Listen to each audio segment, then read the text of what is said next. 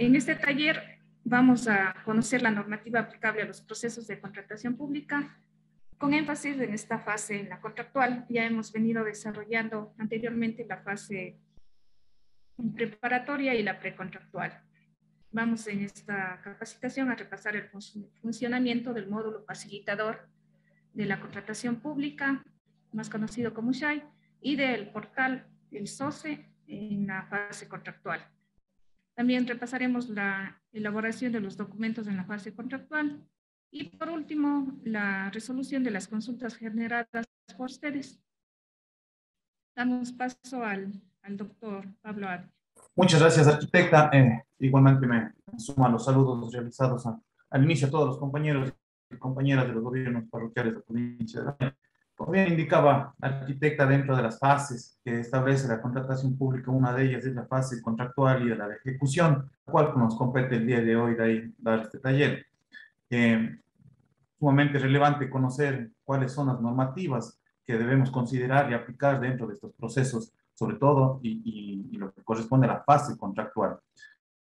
Dentro de ellas, como ustedes conocen, está la Ley Orgánica del Sistema Nacional de Contratación Pública, su reglamento, codificación de resoluciones, la norma de control interno que también establece, la cual está emitida por la Contraloría General del Estado, la cual determina los procesos a seguir, tanto para la publicación de los procesos como para lo que corresponde a administración de los contratos y fiscalización. De igual manera, los pliegos del proceso, la oferta ganadora y las condiciones generales de los contratos, así como las condiciones también generales de los pliegos. Debemos tomar en cuenta que a veces dentro de los procedimientos no se adjunta o no revisamos las condiciones generales de los contratos, sobre todo, en las cuales se involucra muchísimo la parte de la entrega, recepción, sea bien, servicio, consultoría, inclusive ahí se determina y a veces la diferenciación de lo que es el informe provisional y el informe definitivo, y consiguiente lo que es el acta de entrega de recepción, que en definitiva que se estará tomando en cuenta más adelante. Muy importante también determinar que el artículo 10 dentro de la codificación nos establece que dentro de la contratación los que deben tomar desde contratos de las partes, de igual manera los contratos modificatorios que se pudieran presentar, los contratos complementarios que se presenten, las notificaciones de disponibilidad de anticipo también, que es muy importante determinar si en caso se va a iniciar el plazo, una vez notificado el anticipo, las órdenes de cambio, documentos también entre las partes, documentos de aprobación, es decir, el informe provisional o definitivo en caso de consultoría, o de igual manera las actas de entrega-recepción, el cronograma de ejecución, las comunicaciones entre los contratistas y la entidad contratante, que debe ser parte del expediente, actos administrativos como cuestiones, llamados de atención, multas, cualquier cosa que sea presentado por el administrador de contrato o el fiscalizador por la administración o la entidad. Doctor. Que este artículo de codificación nos determina que toda esta información relacionada con la fase de contrato de ejecución debe ser publicada antes de empezar el procedimiento dentro de la institución. Todo. A veces incluso se generan contratos complementarios o rubros nuevos o costo más porcentaje, o de igual manera se amplía o se hace un contrato modificatorio, pero a lo mismo tipo de información. Entonces, en este periodo, una nota publicadas este tipo de documentos. Más adelante iremos a más detalle analizando cada una de estas técnicas como parte de mi intervención. Continuamos con la arquitecta Marisol. Gracias, doctor.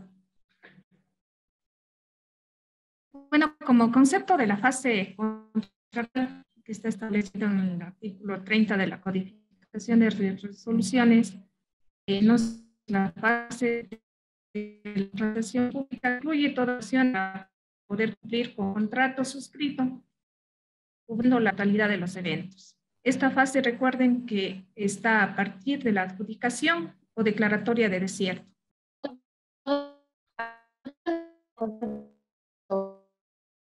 Los procesos que se realizan de la fase contractual, a diferencia de las fases que hemos realizado en las capas anteriores, se contactó algunos procesos que se pueden ver en cualquier momento de la ejecución del contrato, entonces no siguen un orden, digamos, establecido. Les voy a comentar cuáles son estos procesos. Primero, iniciamos con la entrega de las garantías, que en su mayoría se deben entregar previo a la firma del contrato. También es importante la designación del administrador. Luego de eso, ya como tal, se firma el contrato. Luego de eso, en caso de anticipo, se realiza también la entrega del anticipo y su respectiva notificación.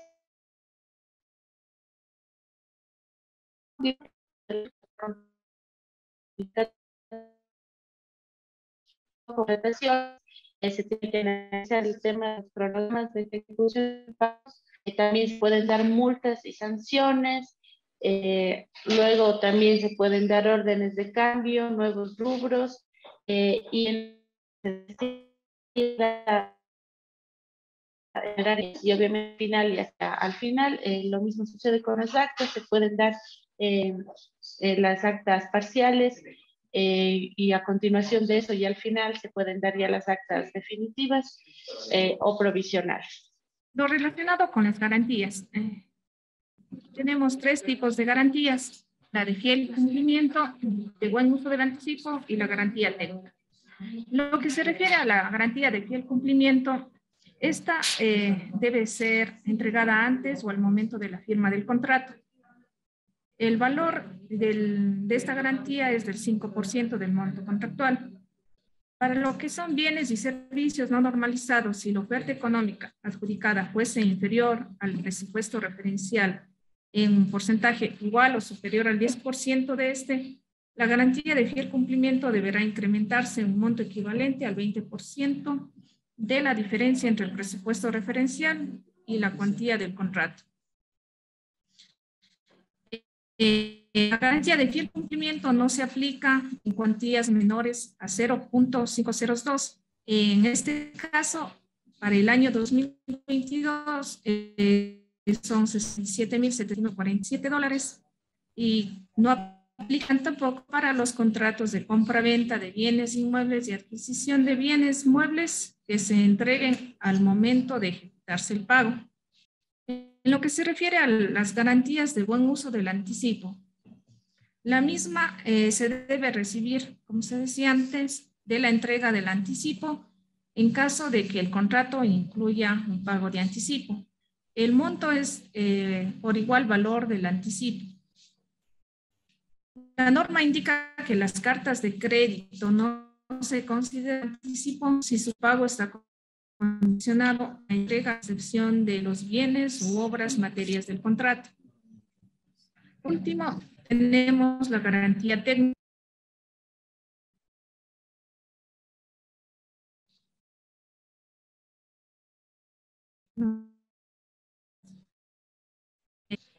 ¿No me escucha?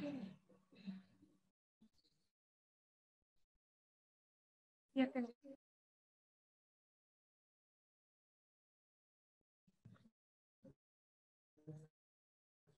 garantía se debe presentar al momento de contrato. Aquellos con de equipos, maquinarias o vehículos para asegurar la calidad y el buen funcionamiento de los mismos. La garantía tiene una vigencia de acuerdo a lo que está definido en el contrato. Y también estas de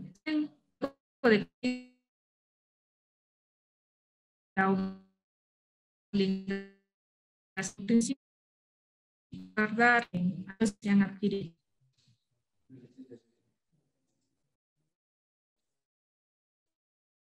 Conversar un poco acerca de la administración del contrato. Todos estos conceptos están definidos en el capítulo 3 de la Ley Orgánica del Sistema de Obras Públicas, en el capítulo 2 de la Codificación de Resoluciones. Entonces, ¿qué tienen los contratos? Contendrán especies.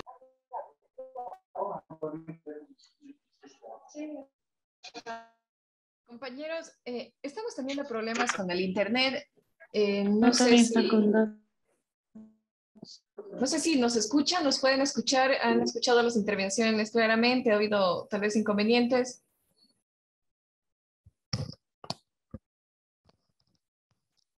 Buenos días con todos de Conagopare Buenos días.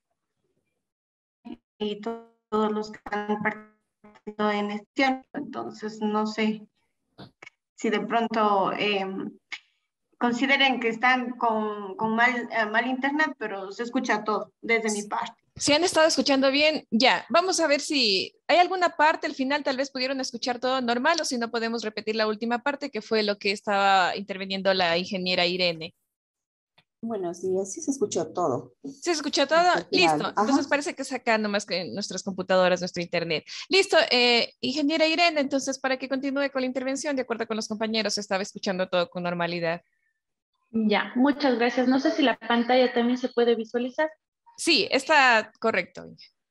Ya, entonces, bueno, como les decía, en todo procedimiento que se formalice mediante un contrato u orden de compras, se debe designar un administrador. Entonces, es prácticamente obligatorio tener siempre un administrador para cada contrato que ustedes vayan a realizar. Algunas de las funciones del administrador: velar por las responsabilidades, velar y responsabilizarse porque la ejecución de la obra se realice de acuerdo a todo lo que se había programado y pactado en el contrato. También se debe coordinar con todas las dependencias, ya sean estatales o privadas, que tengan alguna clase de relación con la obra o con el proyecto que se está haciendo. También se debe establecer un sistema para medir los objetivos. Por ejemplo, vamos acordando que cada mes se debe ir alcanzando cierto avance en el porcentaje de la obra. También se debe velar porque se efectúen las evaluaciones periódicas del proyecto. Por otro lado, también es el administrador quien autoriza el inicio de la obra o también autoriza que se realicen algunos trabajos adicionales. Otra función del administrador es coordinar con el fiscalizador toda la obra que se está realizando, también establecer una estructura organizacional apropiada para que puedan darse todas las actividades e intervenir en las actas de entrega, recepción, ya sean provisionales, parciales, totales o definitivas. Perdón. Ahora, ¿qué es el contrato? Sabemos que el contrato es de carácter administrativo. Las condiciones generales y particulares de los contratos se pueden descargar en la página del CERCOP. Aquí tenemos el link para al que dirige dónde está toda esta documentación, la misma que obviamente debe estar subida como borrador del contrato cuando se realiza la fase precontractual. Los tipos de contratos, tenemos el contrato principal, que es el que se el contrato complementario, en el cual por cuestiones que así lo requiera la entidad, es necesario para su ejecución, y contratos modificatorios que por consideraciones de tipeo o de alguna otra índole son necesarios modificarlos. El contrato principal está de acuerdo al tipo de procedimiento. Se basa en lo que está establecido en los pliegos y obviamente en la oferta. Algunos documentos anexos al mismo son las certificaciones, ya se había indicado los pliegos, la oferta, las especificaciones técnicas, planos, permisos de construcción, entre otros.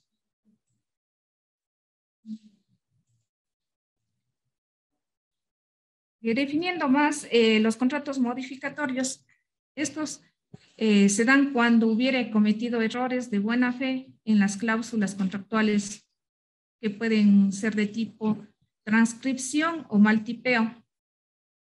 Manifiestos de hecho, cuando se cambie un nombre en el contrato, pero no en el objeto del contrato. El objeto del contrato no puede cambiar. errores de cálculos en lo que es sumas, restas, valores que no están bien y algunas otras modificaciones de forma que se podría hacer. En cuanto a los contratos complementarios, en este caso, bueno, en el caso que se requiera complementar el contrato principal de manera justificada, los mismos no pueden exceder el 8% del valor del contrato principal. La suma de los contratos complementarios más la orden de trabajo o diferencia de cantidades de obra no puede exceder el 15%.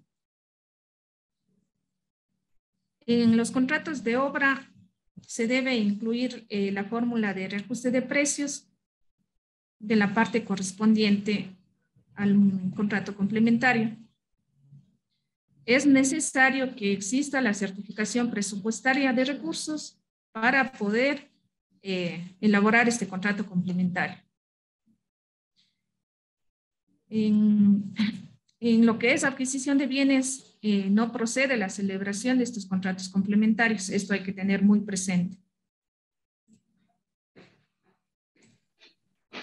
Es muy importante tener en cuenta que el administrador del contrato y el fiscalizador deben verificar que el contratista cumpla con los compromisos que se habían generado en el formulario de compromiso de cumplimiento de parámetros en la etapa contractual. Es decir, en la etapa cuando presentaban las ofertas, entonces ellos se comprometen a que van a cumplir con ciertos parámetros. Entonces, este es el momento de verificar que ellos lo vayan a cumplir. Entonces, se debe exigir la presentación de la documentación relacionada con el equipo mínimo requerido. También se debe pedir los cronogramas de incorporación de estos equipos, la presentación de la documentación relacionada con el personal técnico mínimo y su experiencia mínima, y finalmente también la presentación de la metodología de ejecución de la obra. En cuanto al anticipo y la notificación, ya se realizaría en este momento, luego de que se suscribió el contrato principal. Entonces, bueno, obviamente esto depende si es que en los pliegos se indicó que iba a haber anticipo. Y bueno, luego de que ya se realiza, ¿no es cierto?, la transferencia del anticipo, el administrador del contrato es quien debe notificar al proveedor mediante un oficio que ya fue realizada esta transferencia.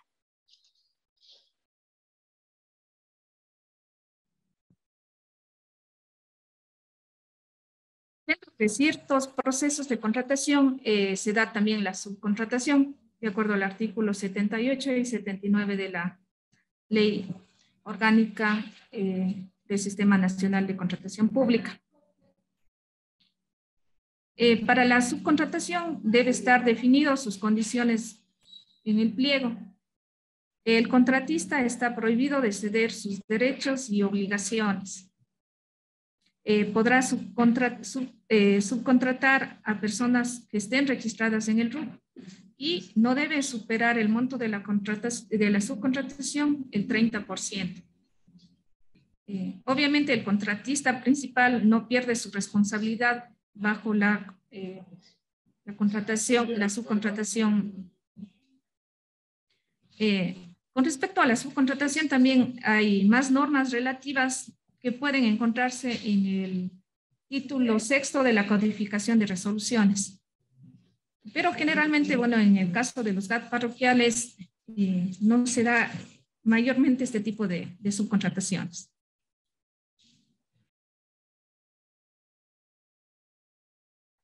Ya, los informes son documentos que contienen toda la información acerca de las actividades que se han ido dando a lo largo de la ejecución del contrato.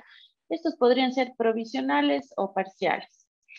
Pueden ser solicitados en un momento específico por algún motivo que se requiera un informe de todo lo que ha sucedido en la ejecución del contrato en ese momento, o a lo mejor inicialmente cuando comenzó el proceso ya se quedó en cada cuánto se van a realizar estos informes, por ejemplo, cada 2 semanas, cada mes. El administrador del contrato sí obligatoriamente debe presentar un informe que reúna todas las actividades y cualquier novedad que se haya dado a lo largo de la ejecución del contrato. Podemos decir que los informes parciales dependen un poco del contrato y de cómo se haya establecido inicialmente. Sin embargo, ya al final, un informe final sí es obligatorio. Para el caso de que exista fiscalización en la obra, los informes del administrador deben basarse siempre en los informes que presentó el fiscalizador y sobre todo tener coherencia entre los dos informes, no pueden contradecirse entre ellos.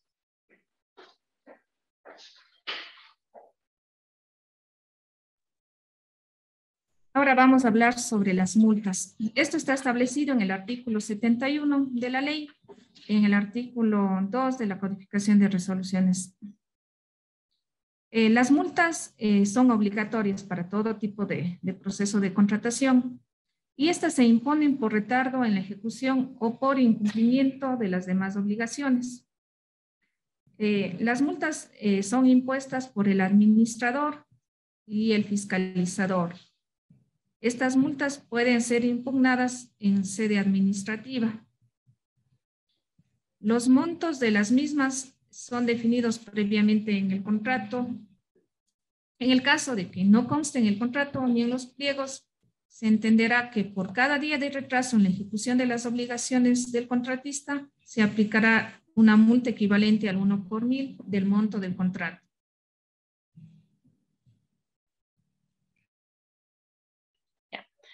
Nuevos rubros. Los nuevos rubros se pueden disponer por la entidad durante la ejecución de la obra y pueden tener un monto de hasta el 2% del valor actualizado o reajustado del contrato principal. Estos nuevos rubros se dan mediante órdenes de trabajo y se emplea la modalidad de costo más porcentaje. El contratista debe presentar el análisis del rubro creado con los anexos de los gastos que correspondan a la ejecución del mismo previo a la aprobación de la planilla. Y luego ya en la planilla tiene que estar presente el rubro con el costo más porcentaje. Las órdenes de trabajo contendrán las firmas de las partes y de la fiscalización, como que autorizando este uso de los nuevos rubros. No olvidar que la certificación de recursos debe existir para todos aquellos casos en que la entidad contratante decida contraer obligaciones de erogación de recursos por efecto de contratos complementarios, obras adicionales u órdenes de trabajo. De manera previa a su autorización deberá contarse con la respectiva certificación. Es decir, que nosotros para poder decir bueno, vamos a aprobar estos nuevos rubros, tenemos primero que tener la certificación de que existe el recurso para la aprobación de los rubros que pueden darse debido a que ya cuando estamos en obra los rubros que se habían planificado a lo mejor varían y en algunos casos incluso se deben generar nuevos rubros. Entonces, cuando pasa eso, tenemos que aplicar esta clase de proceso. Hablando de obras, cuando existe diferencia de cantidades al ejecutar la obra de acuerdo con los planos y especificaciones del contrato, se establecieran diferencias entre las cantidades reales y las que constan en el cuadro de cantidades en el contrato, la entidad contratante puede ordenar y pagar directamente, sin necesidad de contrato complementario, hasta un 5% del valor reajustado del contrato, siempre que no se modifique el objeto del contrato. La publicación obligatoria del contrato complementario, también de las órdenes de trabajo, diferencia en cantidad de obra y similares. Estos documentos deben ser publicados de manera obligatoria, como se dijo anteriormente, por parte de la entidad contratante en el portal institucional el día de su suscripción, conjuntamente con el informe y la autorización y la certificación presupuestaria correspondiente.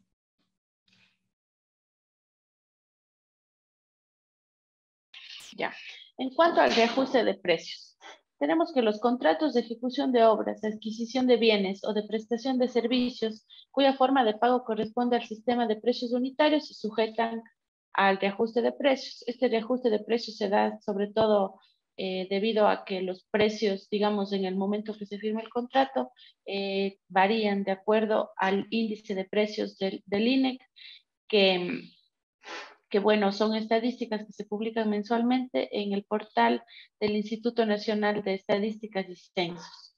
Entonces, en estas variaciones de precios se basa el ajuste de precios ya para la ejecución de una obra.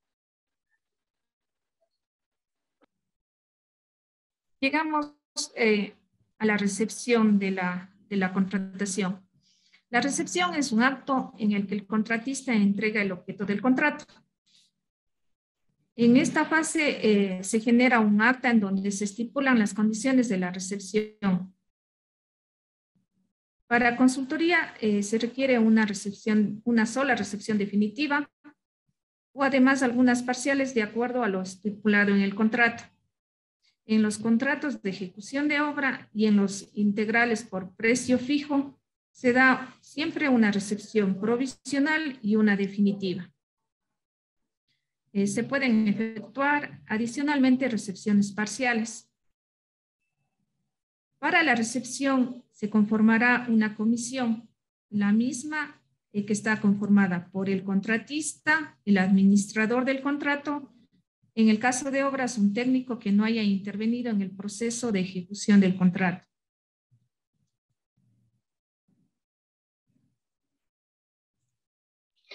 Bueno, y ya resumiendo un poco, vamos a mencionar algunos de los documentos que se van generando en esta etapa y que es importante tenerlo en el expediente de la contratación. Iniciaremos con el contrato y todos sus documentos adjuntos que ya habíamos mencionado inicialmente. Luego de eso, la notificación del anticipo, contratos complementarios, si es que si hubieran existido, informes de fiscalización, informes del administrador, planillas, actas de entrega, entre otros documentos que se pueden ir generando. A continuación, la arquitecta Marisol nos va a comentar un poco de cómo es el uso del SOCE en esta etapa.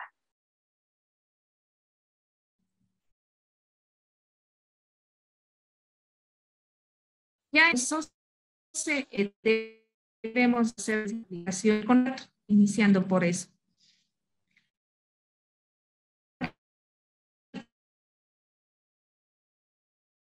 Tenemos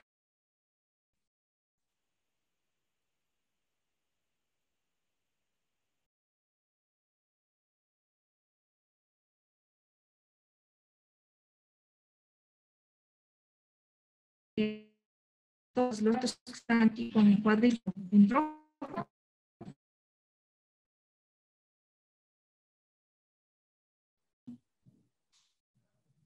Y continuamos.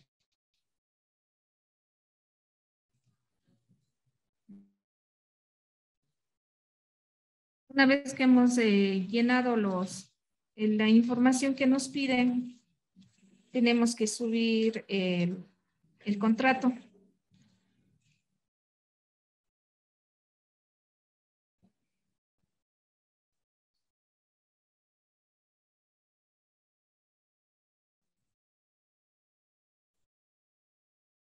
Posteriormente subimos lo que corresponde a la garantía, cuando la contratación así lo requiere. Igual tenemos que llenar unos datos que están en el respectivo documento de la garantía y posterior subir el documento de la garantía.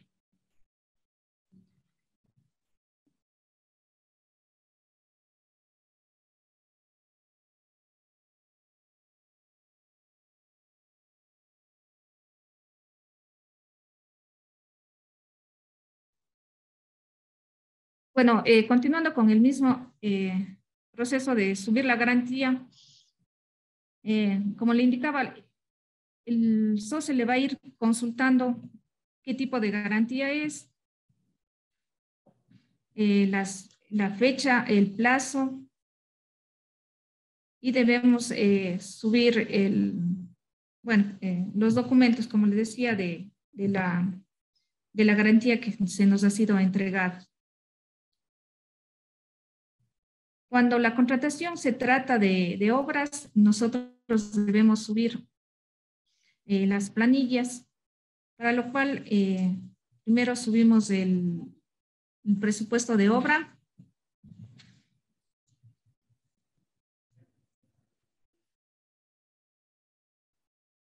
así como está indicando en las pantallas. Yo tengo un pequeño problema, no visualizo bien.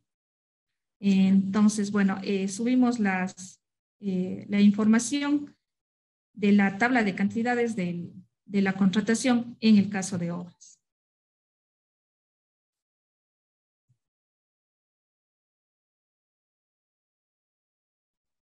Una vez que ya se ha subido las cantidades, nos va a consultar el sistema si es que estamos seguros de finalizar el registro y ponemos aceptar. Con esto ya tenemos subido la información de la contratación y podemos, obviamente en su debido momento, ir subiendo las siguientes fases. En el caso de obras vamos a tener las planillas que la ingeniera nos va a ir indicando en este momento. Ya, entonces en el mismo SOCE tenemos la opción de ir registrando informaciones adicionales del contrato. En esta parte ya se va incluyendo el tema de recepciones provisionales, planillas y todo lo que se vaya dando también de acuerdo a las condiciones del contrato. Entonces para ello tenemos en la parte izquierda de la pantalla esta zona donde dice resumen del contrato y ahí debemos dar clic. Luego de eso también tenemos un apartado para planillas, es en el que nos vamos a enfocar en este momento. Entonces, al ingresar a las planillas, se nos abre la pantalla del listado de presupuesto, bueno, del registro de planillas, ¿no es cierto? En donde tenemos que ir ingresando todos los datos de la planilla que se generó en ese momento para ese periodo de la ejecución. Entonces le subimos al archivo de la planilla y luego también tenemos que ir, bueno, al subir el archivo ya se nos pone de esta manera automática el avance de cada rubro que se fue ejecutando. Y finalmente sí se sube también la planilla firmada en formato PDF.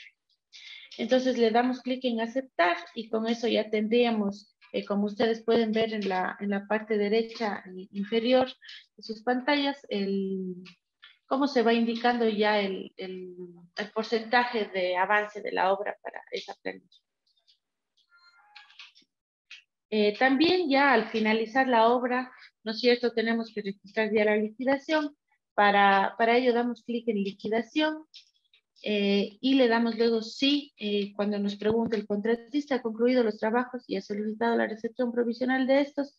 Obviamente todo lo que vamos haciendo en el SOCE tiene que estar justificado con los documentos, en este caso, por ejemplo, la solicitud de ya la recepción provisional y todos los documentos de los que hemos conversado anteriormente. También en el mismo SOCE podemos registrar ya la recepción provisional.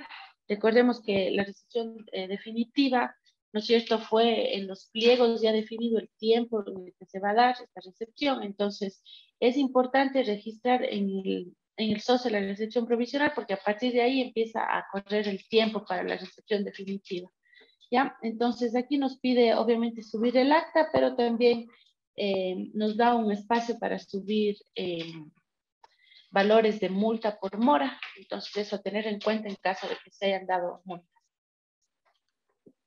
Y finalmente, ya tenemos esta pantalla donde nos muestra un resumen final de la liquidación y también abajo se van llenando los datos de la recepción provisional y asimismo se sube el acta. Una vez realizado este proceso,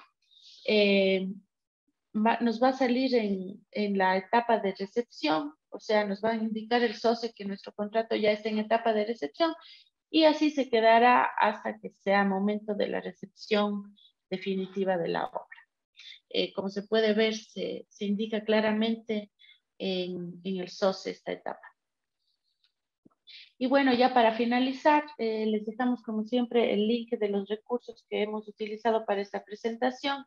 Recordemos que este proceso está bastante relacionado, o digamos es la continuación de las capacitaciones que se dieron antes, cuyos recursos ya están publicados en la página de CONAGUA Pariazuay. Entonces, esta sería la culminación de estas etapas. También hacerles énfasis en que principalmente esta etapa, en esta fase, en esta capacitación, nos enfocamos en las obras perdón, en los contratos de menor cuantía de obras, ya que es un caso bastante común en los GATS y también cuando es subasta, es un poquito más sencillo el tema de la entrega y la recepción, no hay que estar mucho con el tema de planillas, sin embargo, muchos de los conceptos que hemos indicado se aplican para los dos tipos de procesos.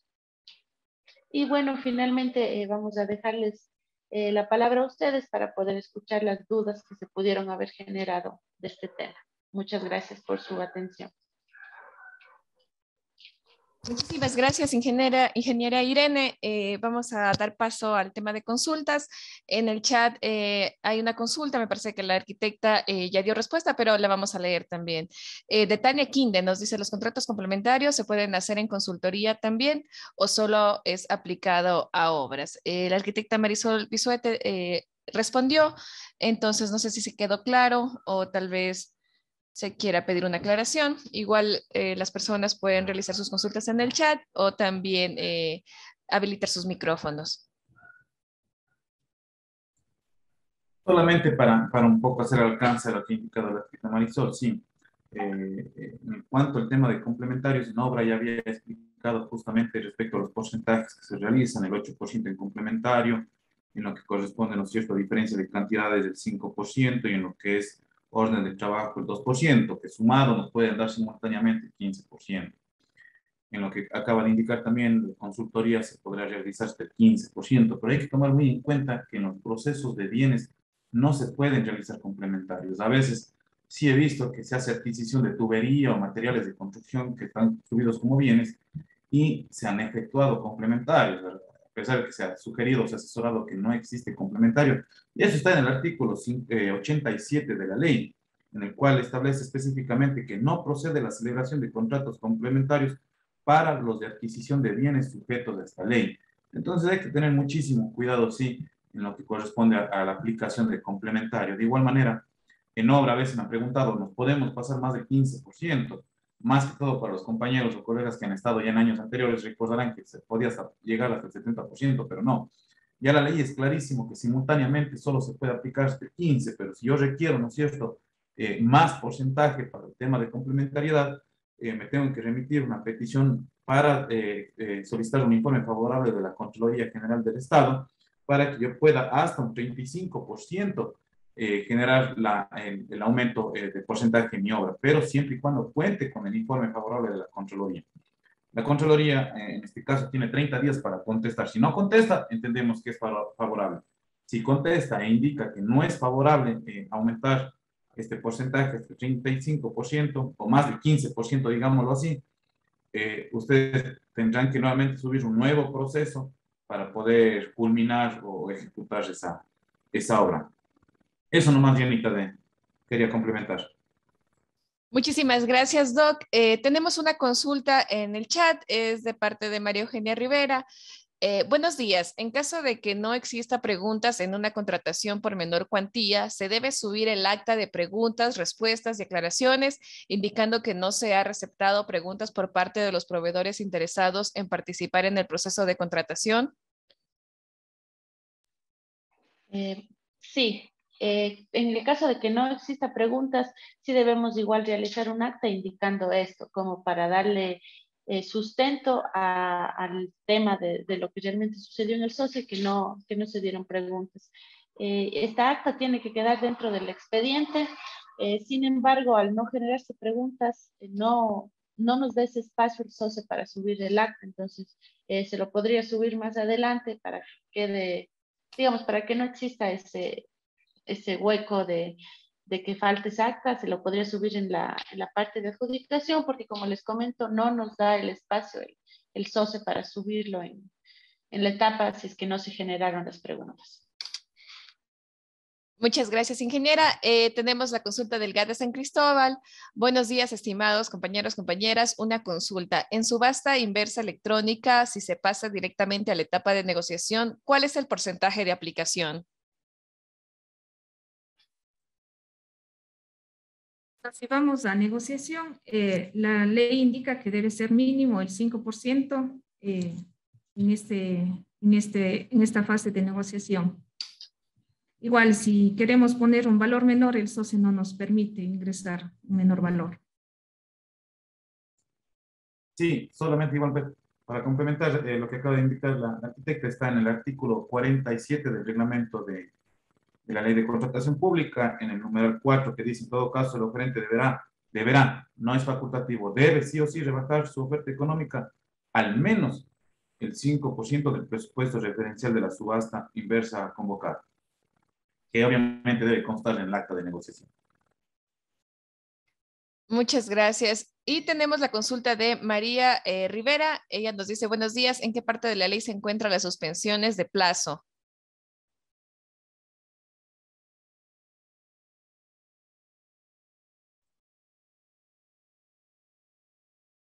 Para que el doc nos ayude con esa respuesta.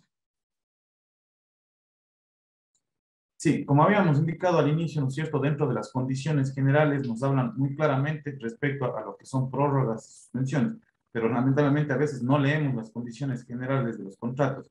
Si bien la norma no nos establece hasta cuándo puede suspenderse el contrato, pero cuando es suspendida, ¿no es cierto?, por parte del contratista, si no estoy mal, ahí sí me deja con ese deber, pero si creo que pasa de 30 días de suspendido por el contratista, puede declararse ya contratista incumplido al inicio, ¿no es cierto? Obviamente suspendido por el contratista, pero la entidad contratante puede también realizar la suspensión debido justamente a causas técnicas, económicas, inclusive que sí se ha dado por lo general, o a veces inclusive se suspende los plazos cuando en el caso de consultoría la entrega de los productos está supeditado a aprobación o autorización de otras entidades, como por ejemplo a veces hay estudios que están que deben ser presentados a las municipalidades y deben ser aprobadas para continuar, entonces ahí se suspende el plazo, por cuanto puede recaer en una multa por el cómputo que continúa de los plazos. Pero, como digo, es muy recomendable que siempre se adjunte dentro del contrato principal, digamos, de las condiciones particulares, también las condiciones generales que ahí ustedes van a encontrar: prórrogas de plazo, entregas, recepciones de pagos indefinidos, el tema del acta, entrega, recepción, suspensiones y todo eso. Es súper importante revisar las condiciones generales, que ahí está la parte complementaria del contrato de condiciones particulares. No sé si hay un poco le aclaré a la compañera. Muchas gracias, Doc. Bueno, María Rivera nos puede comentar si es que está claro. En todo caso, tenemos otra consulta del GAD de San Cristóbal, del CITA. Nos dice: ¿se debe realizar un informe de la fase de la puja, a pesar que solo un oferente subió la oferta económica inicial que no dio lugar a la puja? Si no se pasa directamente a la negociación.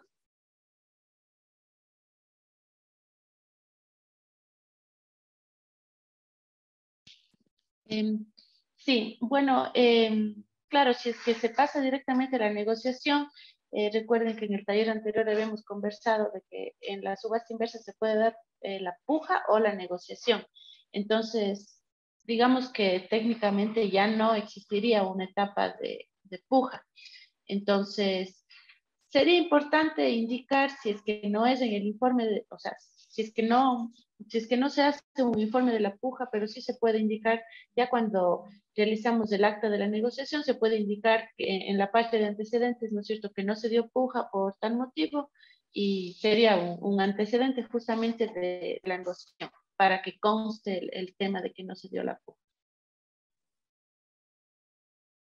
Muchísimas. Disculpen si puedo intervenir. Claro que sí, adelante, María Eugenia. Justamente con la consulta que hace la compañera Elcita, en caso de que, por ejemplo, el proveedor no quiera acceder a la negociación, en este caso de bajarse más del 5%, ¿qué se debería realizar?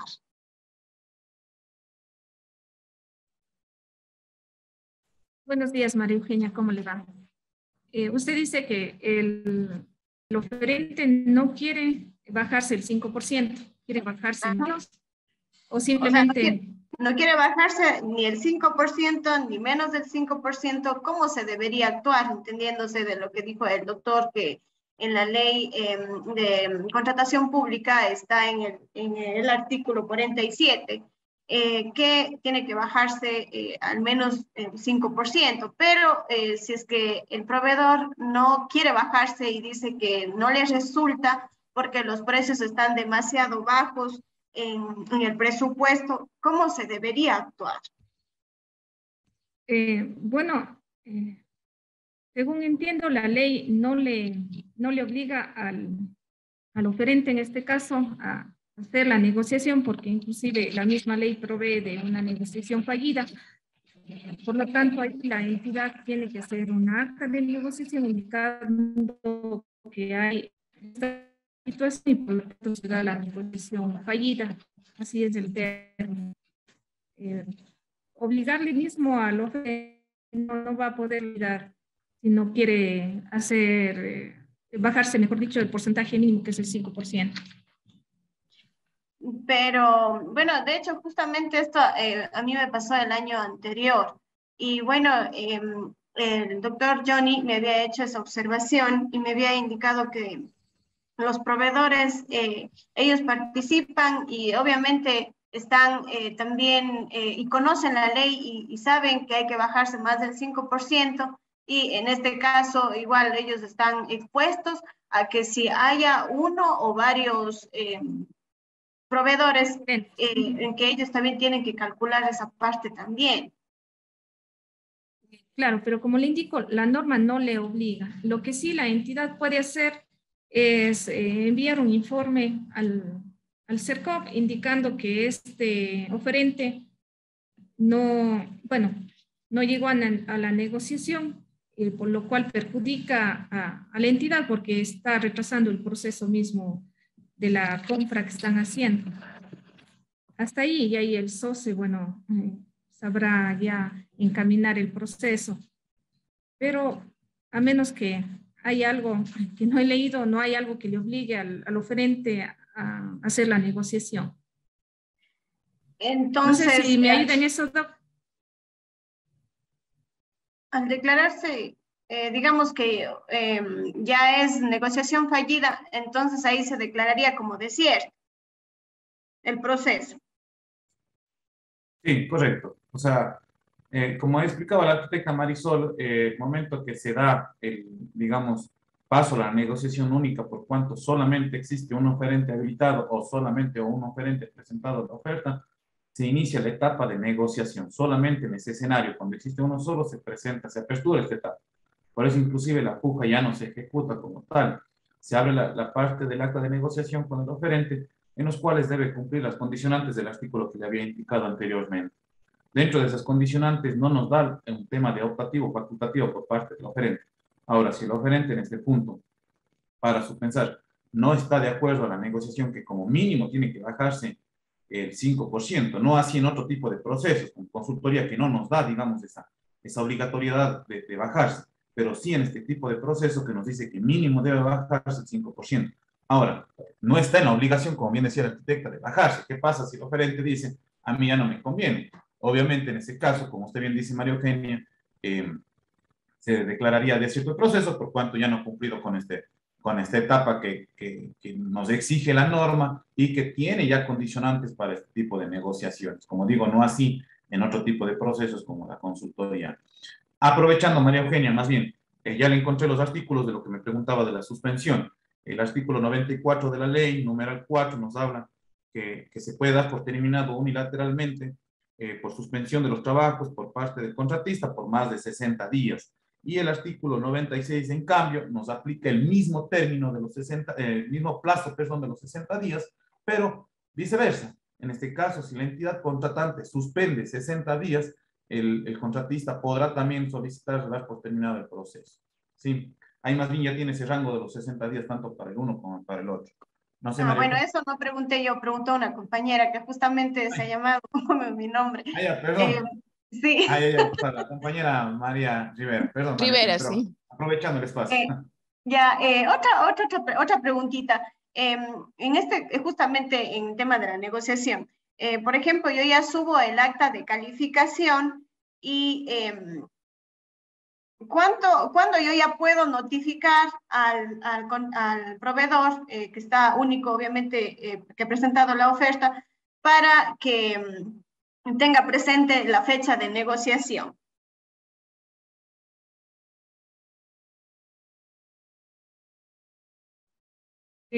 Como le indiqué eso anteriormente, el plazo transcurre luego de la fecha de la que estaba inicialmente puesta para la puja.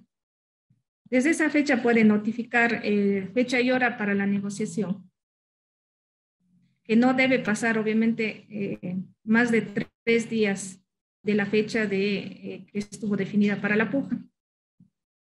Sí, o sea, yo ya puse, obviamente, esas indicaciones que usted me había mencionado, pero no está todavía notificado a través de correo electrónico o a través de un oficio al proveedor. Entonces, quería saber qué tiempo yo tengo para poder decir al proveedor que tenemos la negociación el 6 de mayo a las 3 de la tarde. O eso ya le llega automáticamente al proveedor en el sistema. El proveedor visualiza en el sistema, pero obviamente va a tener que notificarle para que no se vaya a olvidar, al menos con un día de anticipación, dependiendo de cómo van a ser la sesión de negociación, si física, presencial o van a ser la virtual, dándole tiempo al que el proveedor pueda asistir a la negociación. Ya, en este caso, como el señor es de Quito, obviamente no va a poder venir de manera física, entonces sería a través de un medio virtual. Y ahí yo tendría que decirle con una fecha antes, porque, por ejemplo, yo le puse a las 3:30 que hay que subir el tema esto de la negociación. Entonces, si yo digo o le cito al señor justamente esa hora, aún no voy a tener elaborado yo el acta.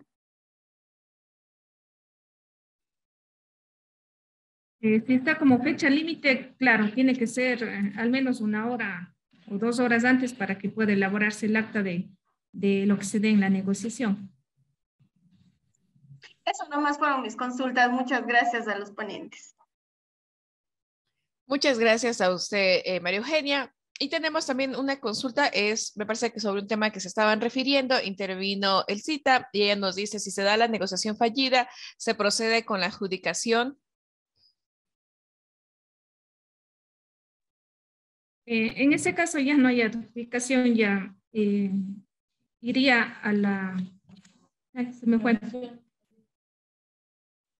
a la negociación fallida y se declararía desierto.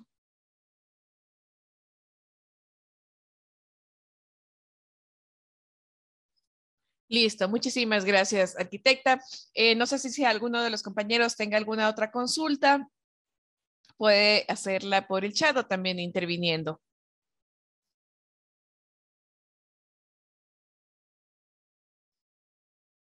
No, parece que no hay otras consultas.